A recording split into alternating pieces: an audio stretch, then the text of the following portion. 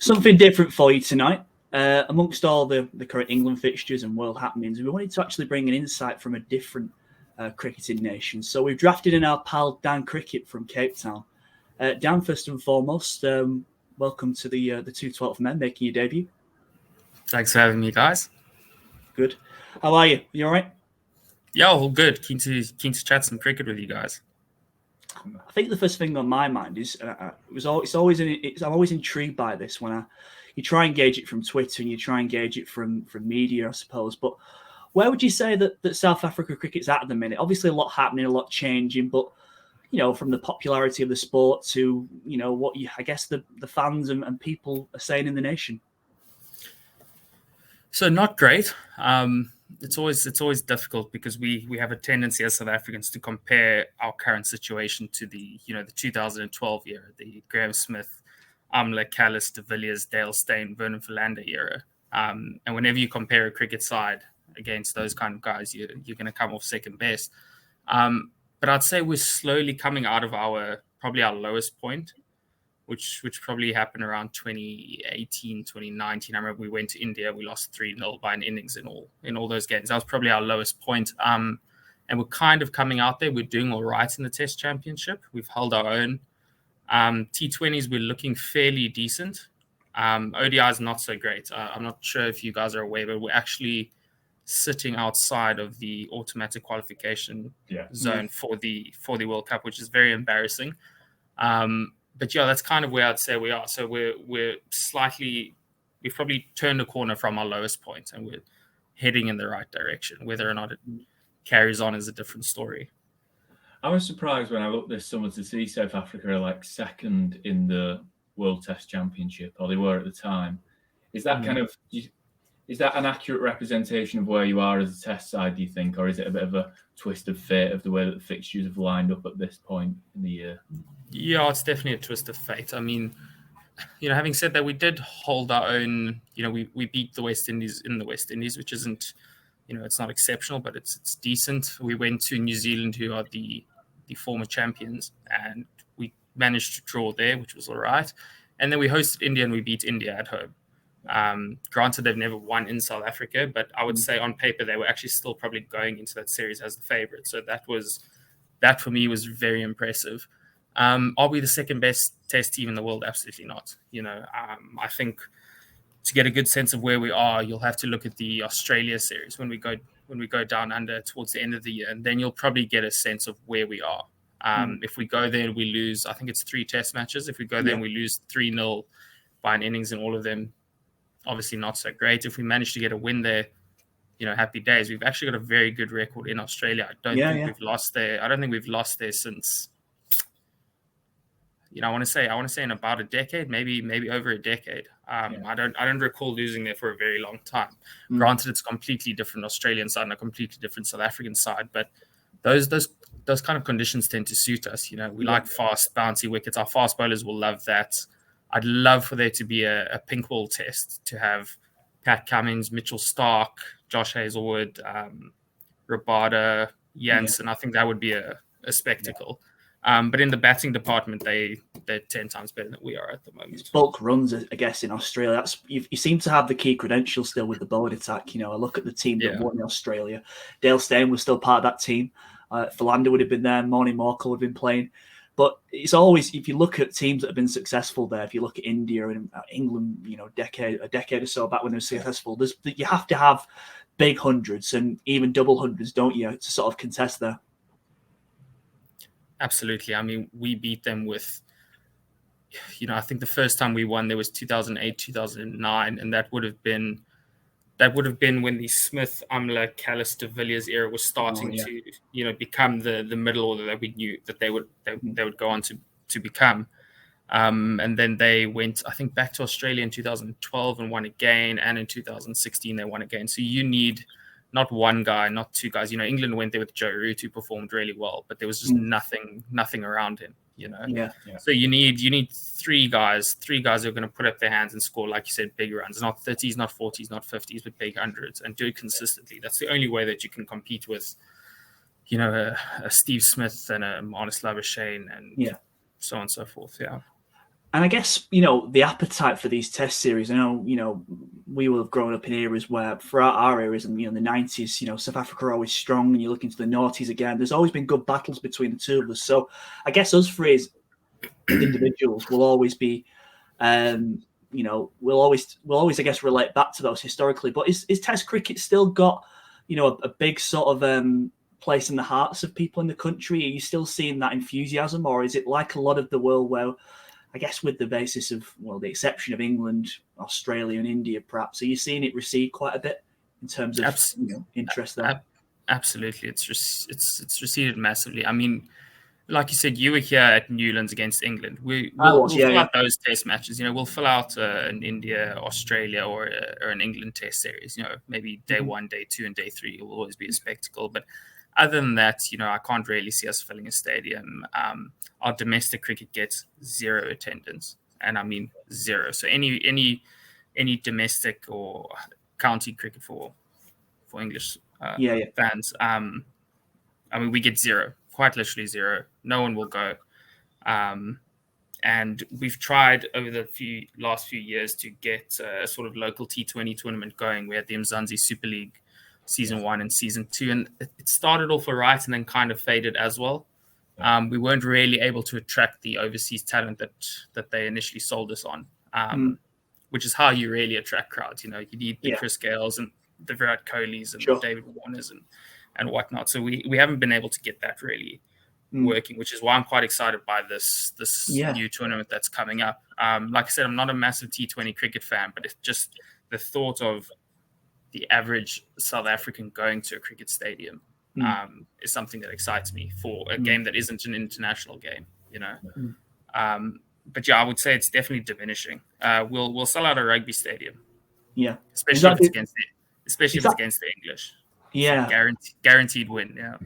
When I spoke to a couple of South Africans in the crowd, they were always saying that England was the test series that they always wanted to win. I was thinking, was that Australia? Does that vary, I guess, on individual? Is it where you would? I suppose throughout our lifetime, Australia were always the team to beat, and England were pretty hapless in the 90s. So does it vary, I guess, on who you speak to? Yeah, so I would say so you definitely have to single out the Australians and the English when it comes to South Africans. That's a special rivalry, and no matter what sport it is, I would much rather beat England in England than India in India right now, to be honest. As ridiculous as that sounds, it's just a South African thing. You just grow up and you have to beat the English, you have to beat the Australians. Yeah. We've beaten the Australians. We have a very good record against the Australians. They came here last in 2018, and for the Sandpaper Gate series, we beat them. In 2016, we were in Australia and we beat them. Before that, so we have a pretty good record against them. With England, though, we seem to have a really, really, really poor record. I don't know what it is, especially here. Off the top of my head, I can't remember when we last beat England in a test series in South Africa. Yeah. Even in that 2012 side, I don't recall us beating England here. I know we won twice in England in 2008, 2009, and then in 2012. But between then, I don't recall ever beating England in South Africa. Yeah, I have a feeling it might have been a draw back then. I feel like we scraped through a couple of last ball kind of held on for a draw. But yeah, I agree with you. Yeah. What I was really surprised with South Africa this year, because you think of the two nations, quite similar nations, frail batting lineups, really bowling heavy is the advantage for both sides, and the conditions are quite similar. I was quite surprised with the way that the management kind of set the team up. It was very different from one game to the next. Kind of, he came in with what I expected in the first game, kind of Nortje, Rabada and Guidi all going seam ball, and then we had two spinners at Old Trafford, and then very different again in the Oval. What was the reaction in South African cricket to that kind of management? Is that what we expected from the side? So I was fairly certain they would go with the side that they did in the first test. I think that made sense. I still believe that number 7 is one spot too high for Marco Jansen, but they went in with the 5 bowlers, and that's fine. Yeah. I only say that because I know our top 6 is so fragile. If we had the top 6 of old, then it's fine. You can bat at 7, but when your top 6 is scoring 30, 50 runs, it doesn't help. But I was fairly happy with that side. We won that game. I don't think we were exceptional. again, England and South Africa have very fragile batting lineups. So either side is on the verge of major collapse at any point. You can take 6 wickets in a session against either of their sides very easily. And England, I stand to be corrected, but generally not the greatest starters in series. I know when you were here in 2018, 2019, 2020, we also won the first test match. And neither of the series, in my opinion, were actually close. I think England dominated both. And although the scorecard will say 2-1 and I believe it was 3-1 in South Africa, we were never in the series at any point, in my opinion. I think it was a massive mistake to go 2 spinners, especially to drop Marco Jansen for the spinner. That didn't make sense, especially given how little of a role the one spinner played in the first test match. I don't think he even bowled in the first innings. So I think we bowled England out. He didn't even bowl an over. So to go and then to take Marco Jansen, who was, I think, our best bowler in this series. I have the numbers here somewhere. He's so noticeable, isn't he? That's the thing. His impact is there for everyone to see. I mean, I first caught Matt Jansen while you look over those figures down is against the India series, where you probably would have seen him for years in I guess the first class system. But what always impresses me about South Africa, you can almost like airdrop these bowlers and they almost just take like duck to water, isn't it? Like they're almost like been manufactured to sort of unpick perfect batting techniques and top players. He walked past me, Marco Jansen. I can't believe how tall he is and how big of a presence he actually is. He's a big guy, isn't he? You look at him already making strides in the IPL. He must be right, I guess, one of the most exciting talents at the minute across South African cricket. Absolutely. I mean, when he got picked in that test match against India, it was the first test match, I believe, I stand to be correct, but he got picked in that series. And I remember thinking, oof, he was relatively new to the first class scene. He hasn't been around for 5-6 seasons. So he made that transition into Test cricket very quickly. And I remember thinking, "Oof, this is 2 to 3 years too early here, and this isn't going to work out." And first ball, he kind of hesitantly, waddles up and bowls this wide full toss and gets cracked through the covers for 4. And I just went, "Oh, this is not going to be a great series." And then he kind of settled down. You can expect that from a youngster. He settled down. And when he gets it right, he gets it right. It's quick. He's releasing it from 7 foot something. He's got the swing, the bounce, the aggression. You saw what that little altercation between him and Bumrah. Nobody really would do that in their first test. They'd be very hesitant, So he has that aggression, he has that pace, he has the swing, he has the bounce, and he has all those things. And when he gets it right, he really gets it right. The problem is right now he's still a 3 out of 6, 4 out of 6 kind of bowler. So he is going to offer you a boundary delivery, every second over. That's youth, I suppose, isn't it? Yeah, which is not ideal when you go play against your Australias and your England and whatnot. But that just comes with time. He's in his early 20s. When he gets to 25, 26, 27, so on and so forth, he'll become a 5 out of 6 bowler, and then you're lethal. But I think his test average as a bowler still must be around 15, if I'm not mistaken. I know against England he averaged 13. He was actually our best bowler in that series. I think he was our best batsman as well. I think he actually averaged. I think he had the highest batting average for South Africa as well, which is a bit embarrassing. But it tells you exactly how fragile our batting was. But he's an absolute weapon.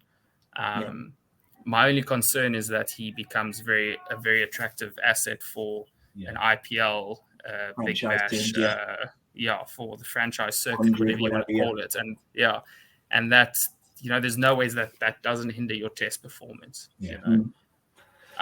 So he might come out with a shoulder injury like Dale Steyn in his early 30s because he's been forced to play 3 formats and 7 different franchise sides and things like that. Whereas James Anderson, for example, he kind of specializes as a test cricketer, and that's prolonged his career to however old he is now. A rare entity at that, of course. Yeah, of course. So I think he will be an attractive asset to a lot of guys based on his batting. I know these franchise sides really like their all-rounders. And when they go for South Africans, they tend to go for our fast bowlers. Rabada, Nokia, and Gidi generally get picked up quite easily.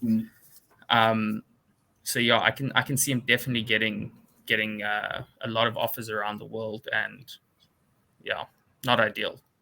When we talk about kind of the batting fragility from a test perspective, and Jansen from a test perspective seems to be the youngster who's coming through. when we look at the batting youngsters coming through, it seems to be Brevis and Stubbs who are talked about the most. Obviously, seem to be superseding the Test side and going straight into the franchise system. Is that kind of the future of South African cricket? Is these kids will get sucked into the franchise lineups before they get a chance to really make a name for themselves in Test cricket? Yeah, I mean, it wouldn't surprise me. I can't see those two making a Test debut anytime soon.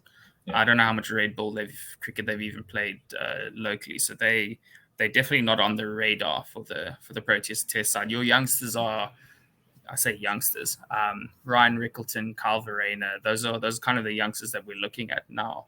Another one I'll mention is Reynard van Tonder, who hasn't made his debut, so he won't be known by English cricket fans.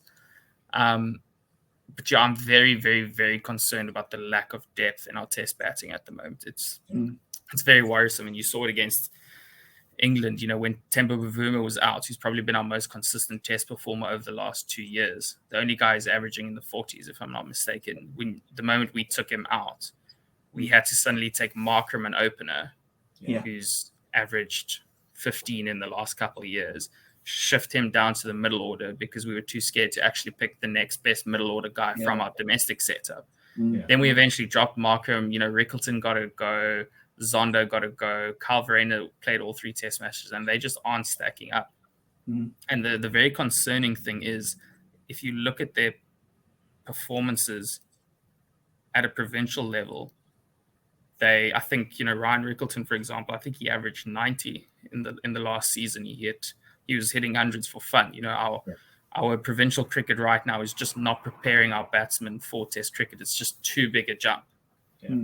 So you have a handful of guys who have these bloated averages and these bloated records. They look great. They've never been exposed to any kind of Test quality bowling. And then all of a sudden you're facing James Anderson, Stuart Broad, Mark Wood, Jofra Archer, Mitchell Stark, and it's a completely different game.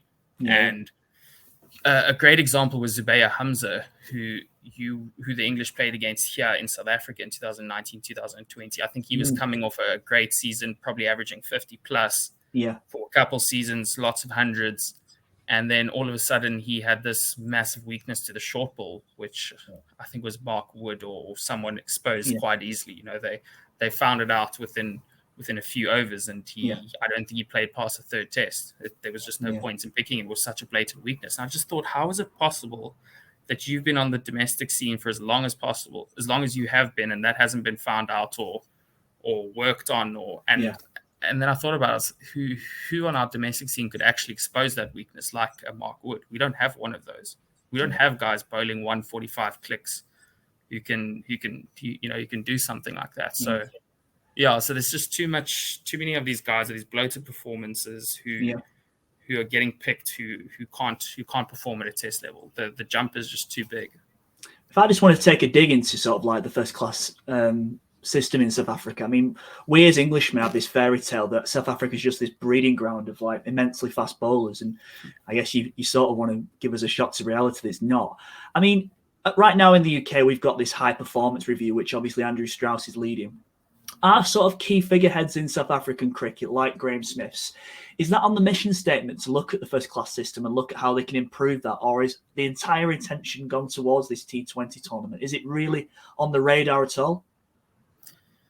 So, I mean, they've restructured our domestic tournament very recently. We went from a 6-team franchise system to now like I think it's a 13-team provincial system with 2 divisions. So that your first division is now 8 sides, if I'm not mistaken. So they've added 2 extra sides, so more guys would get an opportunity. But in my opinion, all that's done is diluted the talent. I think when we had 6 teams, there wasn't enough quality to fill those 6 sides, such that every side had 4 quality bowlers, for example. So now what you have is you've taken the number of quality bowlers that you have, and you've added 2 sides. You've just diluted that. So now every single game that you're playing, that you're exposed to, the bowling attack will have 1 or 2 bowlers that you can put away quite easily. So you survive the 1 or 2 decent bowlers, and then you're going to have rubbish from the other end for a spell of 7 overs. And you're never exposed to any kind of pressure. You know, you're getting a boundary ball every over. You're getting, which is very different to Test cricket. It's the exact difference between Test cricket and provincial cricket. And how long is that? You don't have Rabada and Nokia and Ngidi and guys running into domestic cricket because they're playing franchise cricket or Proteas cricket, right? Yeah. And for the last few years, I know if you want to go down the Kolpak route, anyone who is semi-decent as a bowler took a Kolpak contract if they couldn't make the Proteas side. Yeah. So you had like Dale Steyn, Morne Morkel, Vernon Philander, those guys who were our fast bowlers for such a long time that anyone semi-decent who knew they weren't going to get a Proteas call-up just went Kolpak. Yeah. So you had like Carl Abbott, Duan Olivier, who else? I mean, Marshanta Lange, those kind of guys. They all just said like, well, we're not going to play for the Proteas, so we'll go play Kolpak cricket. So now you've got South Africa's next in line fast bowlers bowling to young English batsmen, not to young South African batsmen. Yeah. So our batsmen aren't exposed to anything remotely close to Test quality. So yeah, I mean that it is a bit frustrating. I wouldn't say there's a lot of effort and time and resources going into fixing the problem. We definitely aren't a breeding ground for fast bowlers. I mean, we quite literally rely on the same 3 or 4 bowlers across all formats. Rabada has to play Test cricket, ODI cricket, T20 cricket. So does Nokia, so does Ngidi, so does Maharaj. Like, we rely on the same bowlers for all our formats. Yeah. Whereas England, I think England played against South Africa, they had 7 or 8 injured fast bowlers, and it was fine. The bowlers that you produce were quality. So yeah, we definitely aren't this breeding ground for fast bowlers. I would say we've had some world-class fast bowlers over the last 3 decades, from Alan Donald, Sean Pollock, Mackay Ntini, Dale Steyn, Morne Morkel, Vernon Philander, Rabada and Ngidi, so on and so forth. Yeah, we've produced some world-class fast bowlers, but it kind of feels like it's running out now. It kind of feels like we used all our resources in the first 2 decades, and there's nothing left all of a sudden. So yeah, I mean, there aren't even young fast bowlers that I have my eye on right now, to be honest. None that I can see playing Test cricket in the next 2 to 3 years. Not that they'll need to, because Rabada and these guys still have a few years left. But yeah. It's interesting because when you start talking about the provincial system and not being too big of a step to the Test arena, it sounds like a very similar kind of conversation that we have in England. I suppose the one nuance to it is that Kolpak, people going earning their money away from South Africa and prioritising kind of that. That might be a bit of a forecast of where things will be for English cricket in the future with franchises and our best players leaving. What is the kind of culture around South African cricket? Is it accepted that, look, these players have to earn the money while the sun shines, they've got a career? Or is there tension within the South African cricket of that kind of, when that Kolpak system was really kind of booming? What was the feeling around that?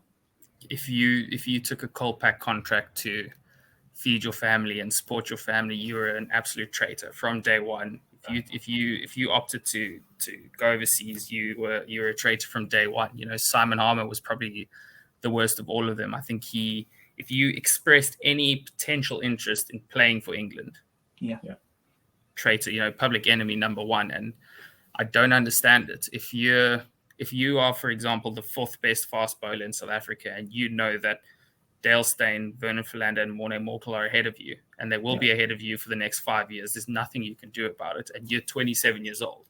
As a fast bowler, you've only got 5 years left in your legs, right? Yeah. Why not take a Kolpak contract? That's your job. It makes sense to me, but I mean, Riley Rousseau, who's just smashed a spectacular 100 now against India, public enemy number one for leaving South African cricket. Simon Harmer, absolutely hated. Duan Olivier as well. I know he expressed interest in playing for England, And it's not like they were picking playing for England over picking playing for South Africa. They wanted to play for South Africa, couldn't. And when they took the Kolpak contract, that takes away your ability to play for South Africa. So the only international option available to you then is England. And obviously any cricketer wants to play international cricket, right? That's the ultimate goal. So so it wasn't widely accepted, but now that they're back, you kind of see that the value that they're having, right? Now you've got all of a sudden Simon Harmer on your domestic scene. So we finally have a world-class spinner, in my opinion. I'll call him world-class. I think he's pretty good. For the first time in a very long time, we have a world-class spinner bowling to young South African batsmen, because he's been playing Kolpak cricket for like a decade. Riley Rousseau, another guy, he came back on T20 cricket and he was smashing these guys all over the place, So it's so good to have them back. Like a guy like Dane Vilas, who I think he played 1 or 2 tests for South Africa. Just having a very experienced guy who's playing in a lot of conditions. Just having him around young South African players the importance of that can't be overstated. Just having those guys back is great. And Johan Olivier, I mean, we spoke about the example of not having an enforcer type of bowler who could expose a batsman to, what Mark would expose Bayer Hamza to. And Johan Olivier is that kind of bowler. We know he can crank it up. We know he can bowl fast. We know he's aggressive. That's exactly what you want your young guys to be exposed to. Whether or not they play for South African cricket is a secondary discussion. You can contribute to the success of South African cricket by improving the quality of the domestic setup, which is what having these Kolpak guys come back and do is doing, for sure. I think with Kolpak, it was obviously as a result of Brexit, wasn't it? And a couple of the guys I was speaking to in Newlands were almost saying that maybe we should have like the Nigel Farage end or something like that at Newlands, because it's absolutely. I'll fund it. I'll donate to it. He does. I think Nigel does like his cricket, but he splits opinion, of course. I guess looking into more positive things, because we had the recent news that there's going to be a new T20 tournament. I think it's the third sort of coming, isn't it, of an attempt to sort of get this going in South Africa, a franchise tournament. Correct. Obviously, this time it's back with IPL money. There's obviously, it's already well publicized that Indian franchises from the IPL have set up kind of like almost like you see with the Manchester City model in football, haven't you, where they've got clubs in different countries. But absolutely. I mean, I asked about excitement of cricket and where it's at from a fan point of view and popularity. What sort of reaction has this got, this new tournament that's going to be, I think, arriving in February of next year? Yeah, so not much. I mean, amongst cricket fans, obviously, it's great. Like I said, the second season of our local T20 tournament, where we started to attract foreigners, really didn't do well. There wasn't enough money. They lowered the number of overseas players allowed per side. I think we lost some of the bigger names, so we ended up having, although there were some foreign players, you kind of thought like, oh, who's this guy? I've never heard of him, type of thing, So now that this is happening, I think South African cricket fans, knowing that it's backed by the IPL, just gives you that level of confidence. Just knowing that it's actually not Cricket South Africa who's setting this up, who have an innate ability to just stuff things up royally.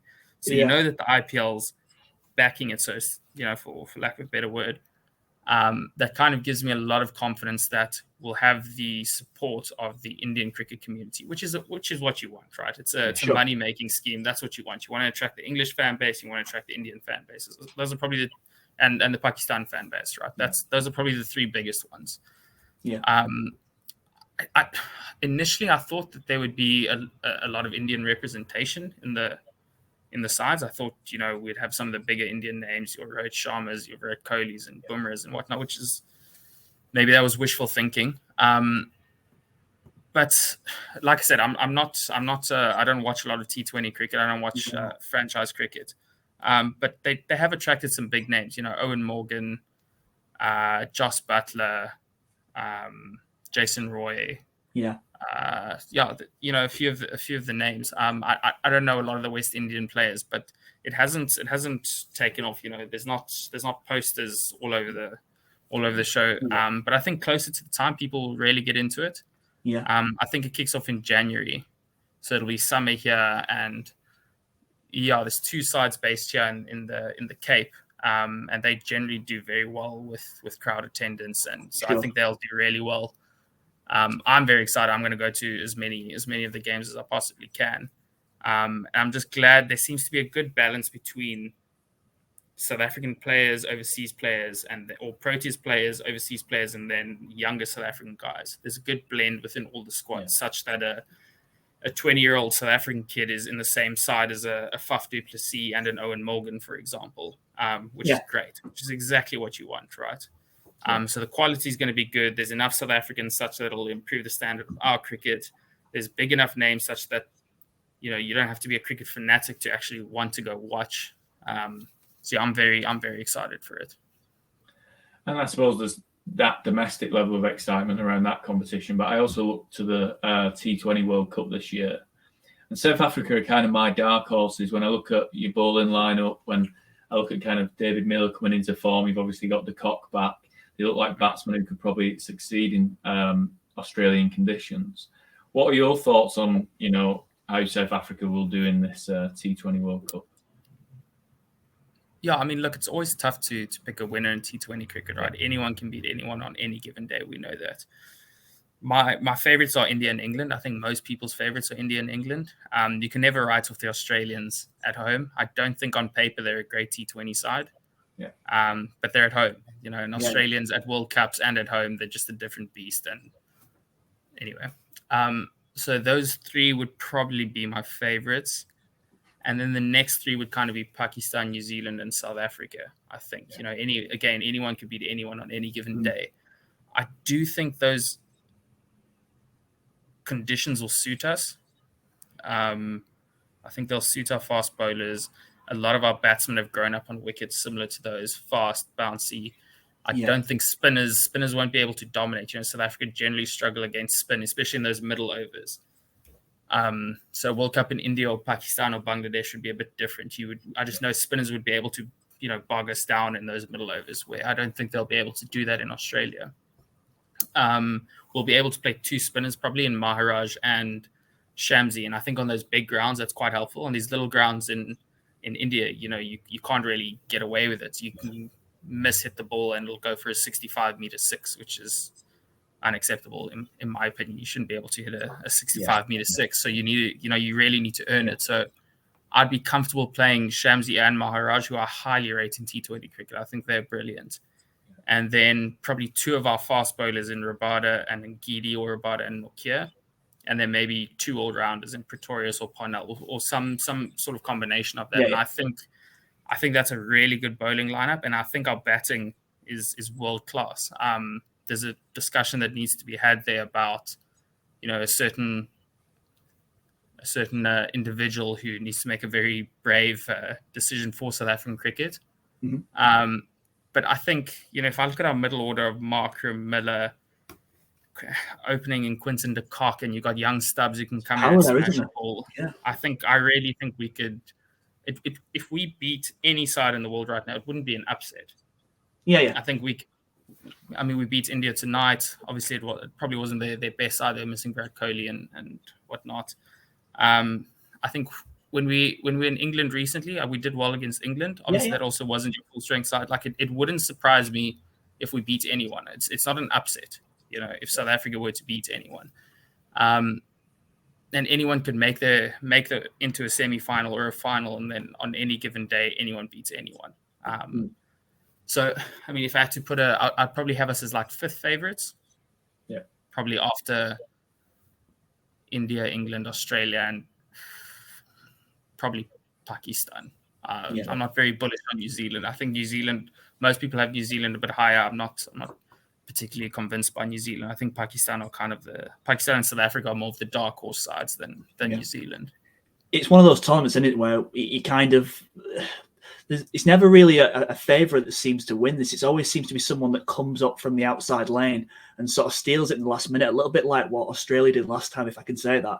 They they got battered by England in one of the group games, and then eventually they came through. Before you know it, they're in the final and they've won the thing. There's some kind of redemption that needs to be given out by South Africa, isn't it, from World Cups gone by? Maybe not obviously T20 World Cups, but I think back to ODI World Cups. Is there a kind of feeling that a big win's on the horizon? I know that there's obviously there's things that are a bit downhearted about in South African cricket, but is there a feeling that this could be a year where you actually have the capabilities to go all the way? Look, let's. If you look at the three formats, obviously you've got a World Test Championship, you've got an ODI World Cup, and you've got a T20 World Cup. If you exclude the 2015 World Cup semi-final when we lost to New Zealand, I would say since then, this is probably the best chance that we have to win a global tournament. We aren't going to, the first Test Championship was horrendous. We aren't going to win the current one. 2019 ODI World Cup, we got knocked out in the group stages, and the last T20 World Cup, we also got knocked out in the group stages, even though we only lost one game, but that's all separate discussion. So this is the most bullish I am on a tournament. Do I think we're going to win? Absolutely not. Would I put money on South Africa? Absolutely not. But in terms of confidence, this is the most confidence I've had that we could potentially go far. Yeah. Yeah. And I mean, it depends question. on who you draw and, you know, all these kind of things. But yeah, definitely. And kind of a final question, really.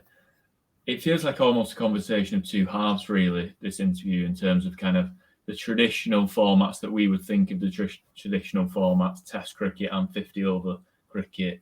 South Africa kind of waning power, but the shortest formats on a domestic and international level in terms of T20, South Africa having a lot of excitement. Is that the future of South African cricket, do you think, or will we see kind of resurgence, any Test cricket renaissance? I mean, I think the shortest format is the way all minnow sides will go, right? I think Test cricket eventually becomes a luxury afforded to Australia, England, India, and probably Pakistan, and anyone from South Africa, the West Indies, New Zealand, Bangladesh, who possesses any kind of talent. You know, their entire goal will be to get some kind of franchise T20 contract. Yeah. If you're Tristan Stubbs right now and you're 20, how old is he? 21 maybe, and you've got a decade left, maybe 15 years left. If you stick to T20 cricket, you can make a hell of a living just playing T20 cricket. You don't need to be the Proteas number 4 Test batsman. And I think any young, decent player from any of those countries will not see Test cricket as the way forward. I think South Africa play a handful of Test matches a year now. It's just not an attractive avenue for a young cricketer. Obviously, the format that you choose is kind of a function of your ability, right? Dean Elgar was never going to become a T20 franchise cricketer. He was always going to be your ugly left-handed miss Test opener. You know. But a guy like Markram, who I believe has massive potential as a Test cricketer, but is kind of struggling. We saw his talent in, a few years back. He was smashing the Aussies all over the place. I don't see the incentive for this guy sticking around and playing Test cricket. What are you doing? You're a world-class T20 player. I think he's the number 2 ranked T20 batsman at the moment. He's striking 150 plus. He got an IPL contract. I think he got a few others. I don't actually know. I'm not sure if he was playing in England or in the Caribbean or whatnot. But I mean, he could quite easily get an IPL contract and what's our one called? SA20 contract, 100 contract. Do you still have the Vitality Blast? Is that a thing? I love how you say what's ours called. Yeah, who knows? I mean, that for me seems like an appealing avenue or career path. If you possess the talent, do it. Yeah. I think to finish off, what I would say, and I guess, strike me down if this is just completely, what the South African Cricket Board's going for. But if obviously this tournament is bringing in money, does that sort of elevate South African cricket financially to maybe stay on board with that sort of Test playing nation status and compete with the fact that they can actually, someone like Rabada can sort of, I guess, balance his lifestyle between playing the domestic home tournament, which obviously supplements his income, to be, retained as a Test status? Does it still keep that sort of dream alive that the pinnacle could be Test cricket, with obviously that South Africa yielding money from a successful domestic franchise tournament? I don't know, man. I think it potentially does the opposite. I think you look at a guy like Brevis and Tristan Stubbs, who become overnight millionaires just from one semi-decent season, and a few big hits against the right teams with the right people watching, and all of a sudden you become an overnight millionaire. I think all the focus, resources, effort will go into T20 cricket, because that's what people want to see.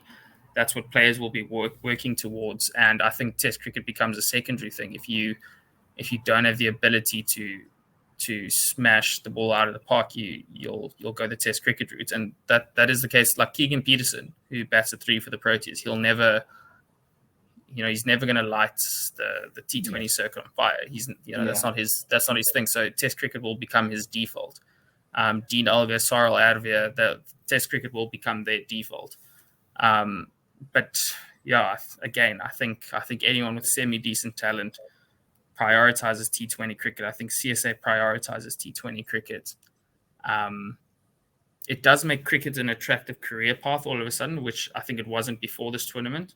Like, if you see that you can make money in a very short space of time in your early 20s, maybe more people with the 18 years old will pick to play cricket instead of potentially going to study or starting to work.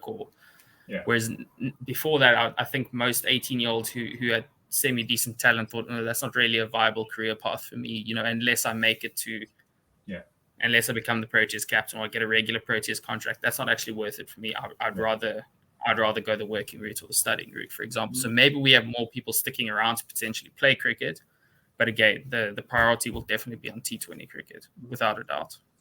It's a changing world of cricket, and I think obviously, the fans in us will always want to see a strong South Africa, won't we? Yeah. It's a fascinating insight, Dan, to to many facts. It's an eye opener for me. Certainly I've learned a lot from this conversation. So I know we exchange tweets, and you're always good fun to follow on Twitter. So really appreciate you joining us this evening, and wish you all the best in the upcoming T20 World Cup. Obviously, not too much success, but fingers crossed it can be a good tournament. We can both have a castle lager and hopefully enjoy a bit of cricket. Yeah. Absolutely. Hopefully we can make this a regular thing. And if you guys are ever in South Africa, we can have that castle lager. Cool. Sounds good, mate. You guys can taste the real beer. Yeah, absolutely. We'll catch you soon, Dan. Cheers, man.